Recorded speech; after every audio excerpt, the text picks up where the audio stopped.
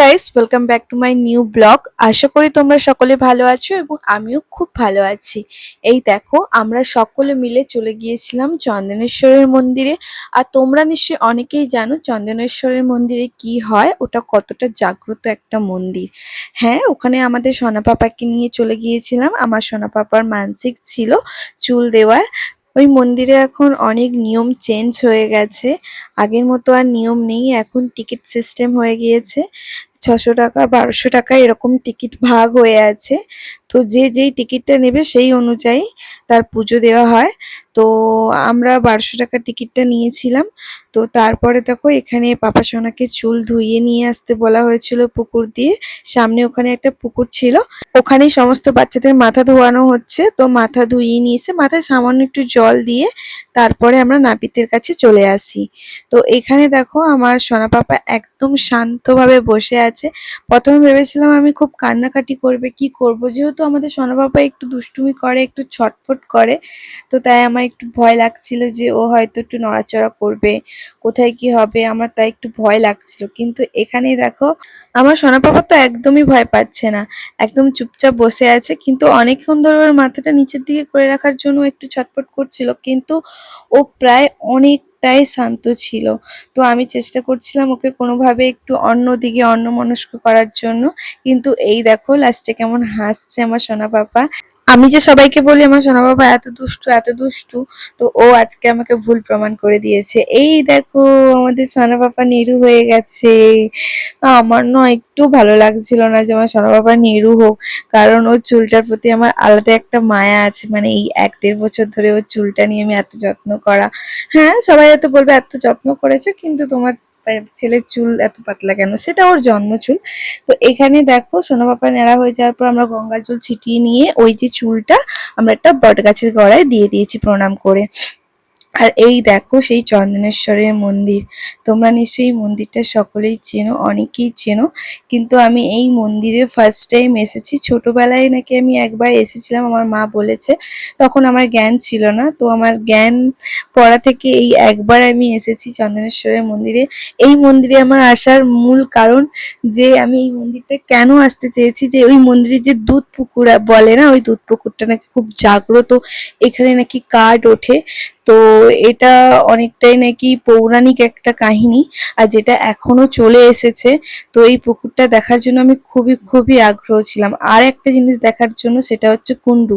ওইখানে যে মহাদেবের কুণ্ডুটা, নাকি ওই জলটা অনেকটাই মানে নোংরা, কিন্তু ওই জলকে ঘেন্না করা যাবে না, ওই জল মানুষ নাকি খায়। তো আমি ওই দুটো জিনিস দেখার খুব খুব আগ্রহ ছিল। আর আমি সেই দুধ পুকুরে এখন বসে আছি। আমি ভাবতেই পারিনি যে আমি আসতে পারবো এই পুকুরে। আসতে ওখানে নিচে ঘাট নেই, ওখানে দান করতে হচ্ছে, দান করতে হয়। আমরা গিয়েছিলাম যখন, তখন হালকা গরম হালকা শীত দুটোই ছিল, কিন্তু জলটা এতটাই মানে কি বলবো, যেটা না তোমাকে ঠান্ডা লাগবে না জলটা খুব গরম, জলটা খুব মানে তোমার গায়ে নিয়ে একটা শান্তি অনুভব হবে। তো সত্যি যে বলে না যে ভগবানের একটা আশীর্বাদ, সেটা আমি এই জলে স্পর্শ করে বুঝতে পেরেছি। তো আমরা যেই সময় গিয়েছি সেটা হচ্ছে চৈত্র মাসে একদম ফার্স্টের দিকে গিয়েছি। নাকি চৈত্র মাস থেকে নাকি খুব ওখানে ভিড় হয়, অনেকে আসে। তো আমরা যেই সময় গিয়েছি সেই সময় হ্যাঁ ভিড় ছিল, অতটা ছিল না। চৈত্র মাসের প্রথম সোমবার যাইনি আমরা, তার আগের দিন রবিবার গিয়েছি। তারপরে শুনেছি নাকি সোমবার দিন প্রচুর প্রচুর ভিড় হয়েছে, পা রাখার জায়গা ছিল না। আমরা ভাগ্যিস আগের দিন গিয়েছিলাম রবিবার, না হলে তো আমরা ঠিকঠাক আমাদের কাজটা করে উঠতেই পারতাম না, নাকি প্রচুর ভিড় হয়েছিল। তো এখানে দেখো, আমার সোনা পাপাকে স্নান করিয়ে নিয়েছি। তারপরে আমার শাশুড়ি মা আমার সাথে কথা বলছে যে আমরা হচ্ছে দণ্ডি কাটবো। তো আমি কোনোদিন কখনো দণ্ডি কাটিনি, কিন্তু আমার খুব ইচ্ছে যে দণ্ডি কাটার, কারণ ভগবানের আশীর্বাদে আমার সোনা পাপাকে আমরা পেয়েছি। তো তাই ভেবেছি যে মা যেহেতু দণ্ডি কাটতে চেয়েছে, আমিও মায়ের সাথে দণ্ডি কাটবো। তো তাই আমরা দুজনে মিলে দণ্ডি কাটা শুরু করে দিয়েছিলাম। আর এই পুকুরে দেখো, শুধু আমরা নয়, অনেকে অনেকে এসে তাদের মানত পূরণ করছে এবং দণ্ডি ভাঙছে। মানে তোমরা যদি চাও তোমরা অবশ্যই যাবে, পুজো করতেও যেতে পারো ওখানে। এই দেখো আমরা ডন্ডি ভাঙছি। আর ওখানে না অনেক ষাঁড় আছে, অনেক গরু আছে, কিন্তু সত্যি কথা বলতে ষাঁড় গরু ওরা না তোমাদের কোনো কোনো ক্ষতি করবে না। ওরা তোমার পাশ দিয়ে চলে যাবে, শুধু তোমার হাতে যে প্রসাদের ডালিটা থাকে ওটা খাওয়ার জন্য ওরা কেমন করে। তো ওদের প্রসাদ দিয়ে দিলে ওরা আর কোনোভাবে কোনো ডিস্টার্ব করে না। তো এখানে দেখো আমি আর আমার মা মিলে দুজনে মিলে ডন্ডি ভাঙছি। আর মা যেহেতু অনেকটা হেলদি, তো মায়ের অনেকটা কষ্ট হচ্ছিল, যেহেতু আমার কষ্ট হচ্ছিল তো মায়ের তো আরো বেশি কষ্ট হবে। পরে মায়ের পায়ের দুটো হাঁটু ফুলে গিয়েছিল, ঢুলি হয়ে গিয়েছিল। না আমার যেহেতু হয়নি, কারণ আমি একটু রোগা পাতলা আছি, তাই আমি ইজিলি আমার মানে অসুবিধা হয়নি ওখানে ডন্ডি ভাঙতে। কিন্তু একটু হলেও কষ্ট হচ্ছিল, কষ্ট বলতে কিছুই নয়, বাবার কাছে এসেছি, বাবা সবকিছু পারাপার করে দেবে। কিন্তু দেখো এখানে যখন আমি ডন্ডি ভাঙি, আমার হাজবেন্ড আমাকে বারবার করে বলছে বেশি দূর যেতে হবে না, পুরোটা ঘুরতে হবে না, ওই তো বাবার মন্দিরের সামনে এসে ওখানে এসেই বন্ধ করে দাও। আসলে ও তো এসব বোঝে না, জানে না, তাই ও বলছে। কিন্তু সত্যি কথা বলতে আমার কষ্ট হয়তো একটু হচ্ছিল, কিন্তু আমার অনেকটাই ভালো লাগছিল, আনন্দ হচ্ছিল। আর জানো আমি কেঁদেও ফেলেছিলাম, কারণ আমি এখানে আসতে পেরেছি, এটাই আমার সৌভাগ্য। যখন ভোলেনাথের কথা আসে তখন কোনো প্রশ্নই ওঠে না, কি তাই তো? এটা সবারই কাছে। তো এখানে দেখো আমরা ডন্ডি ভাঙছি বলে সবাই সাইড কেটে যাচ্ছে, আমাদের সাথে আরো কাকিমারা ডন্ডি ভাঙছিল।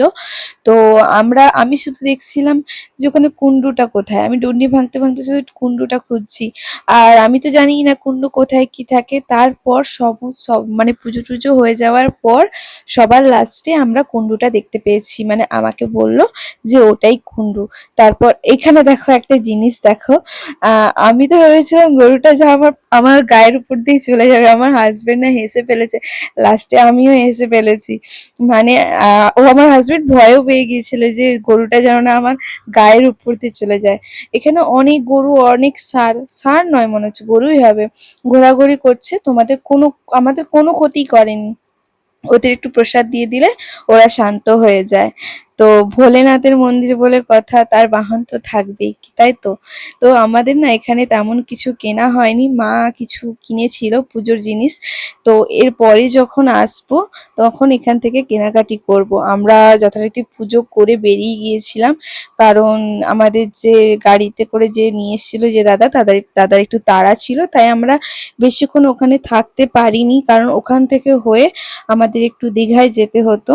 তারপর দেখো আমরা ডন্ডি ভেঙে নিয়েছি, তারপর আবার এসে ওই দুধ পুকুরে স্নান করছি। তো দুধ পুকুরে স্নান করার পর ওখানে তোমরা চেঞ্জ করার জন্য কোনো এক্সট্রা কোনো কোনো কিছুই নেই। তো ওখানে একটা ছাদ আছে, ওই ছাদে গিয়ে তোমাকে চেঞ্জ করতে হবে, সেটা আবার ঘেরাঘেরি করে চেঞ্জ করতে হবে, নাহলে পুরোটাই ফাঁকা। আমার ওখানে একটা অকওয়ার্ড ফিল হচ্ছিল, নাহলে সবকিছু ঠিক ছিল।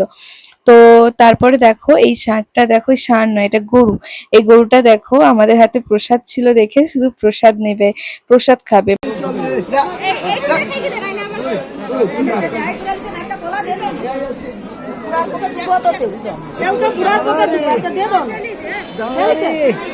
তারপর আমরা পুজোর জন্য লাইন দিয়ে দিই। দেখো এখনই কতটা লাইন, তার মানে চৈত্র মাসের প্রথম সোমবার কতটাই, মানে পরের দিন কত লাইন হবে, কত ভিড় হবে।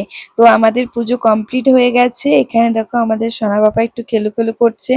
তো ওর খাওয়া দাওয়ার আজকে কোনো লিমিটই ছিল না ওই দিন, মানে ওকে নিয়েই তো সবাই এত ব্যস্ত, ন্যাড়া করানো হয়েছে, আমি ডন্ডি ভাঙছিলাম, তো ঠিকঠাক কিছু খেতেই পারিনি, বাড়ি থেকে ওর জন্য অল্প খাবার নিয়ে এসেছিলাম।